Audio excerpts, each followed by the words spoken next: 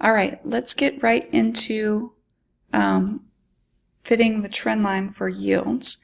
And I just realized that I made a mistake in the previous video by choosing lines. Back here in change chart type, I chose this line option, and then we're not going to be able to automatically get the trend line with that. So you should go back and change it to XY scatter. What I meant to do was make it an XY scatter plot, but make it plotting the lines instead. So we need it to be an XY scatter plot for Excel to give us an option to automatically create the trend line. So sorry that I led you astray in that previous video, but this is the way to get it fixed up. So again, if you come here to change chart type, make sure you are at an XY scatter. And actually, I'm going to choose these bendy lines look too smooth and weird.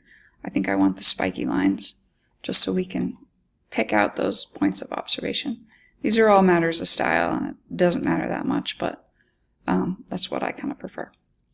Okay, so now to fit the trend line, we can have Excel do it automatically if we come over here to Quick Layout, and we choose this chart type where it's got the f of x in it, and you can see that by doing that, it goes ahead and it puts this regression equation in it already. I'm going to make those numbers a little bit bigger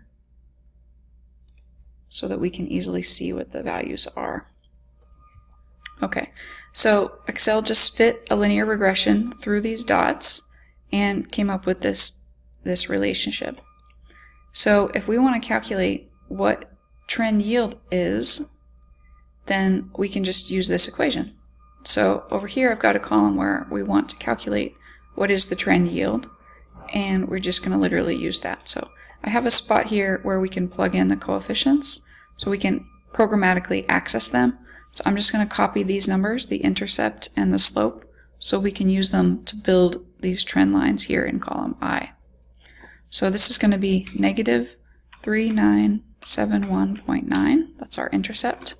And the slope I'll put here at 2.0535. Okay. Now my trend line is going to simply be equals cell K3, and I'm going to hit F4 so that I can fix that value. When I drag the formula down, I don't want it to be moving that reference at all. This is my slope coefficient, so I'm going to put times. And then the thing that is x in this equation is the same thing that's on the x-axis here, the years. So I'm going to go over here and click 1986. That's my year. And then minus my intercept coefficient and tap F4 so you can fix that reference. Okay, and I immediately see that I messed up that equation because that doesn't look anything like a corn yield. So let's open this back up, and I can see I put minus when I've already got a minus on the coefficient. So that's going to solve the problem. I'm going to change this minus to a plus, and that looks more similar to what a corn yield should be. So the trend yield 106, and then in 1986 we had this realization of 119. So now I'm going to make sure this is looking okay. Yep, and I'm going to just drag this all the way to the bottom. And we have what is basically values along this line here.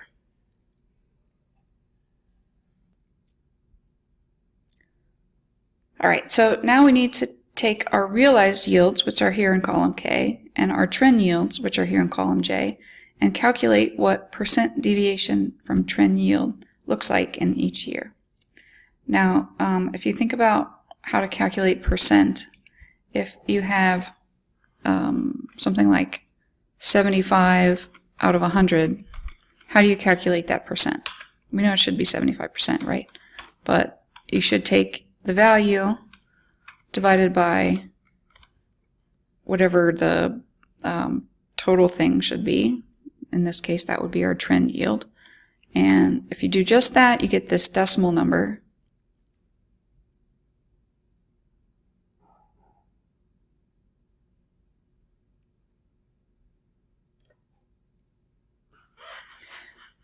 Now, this is informative. If the trend yield was 100 and the realized yield was 75, then yeah, the yield was 75% of what trend yield should be. But we want to think about what the deviation from trend yield is. So how far away from trend is it? And to do that, we can just subtract off 1, and then we get this deviation kind of number where we say, okay, we're 25% away from trend yield.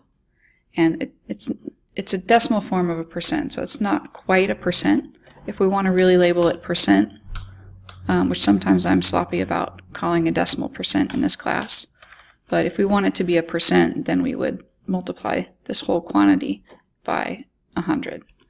And then you can see, okay, what percent am I?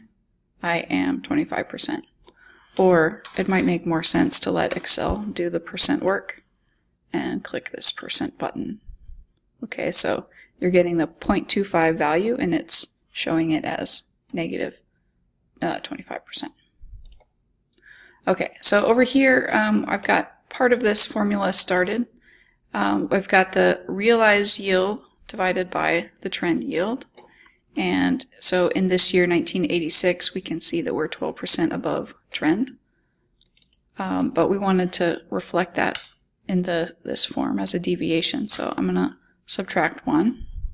Now I know I'm 12% over. And I'm going to make this a percent number, so make it look like that. Okay, so that looks about right. Let me drag it down and go to 1988. We can see this looks about right. 1988 was a big drought, and we are at 23% below trend. And here's 1988. You can see that there as well. So, looks good.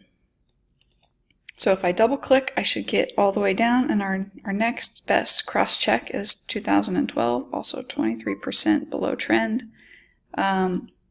Looks good.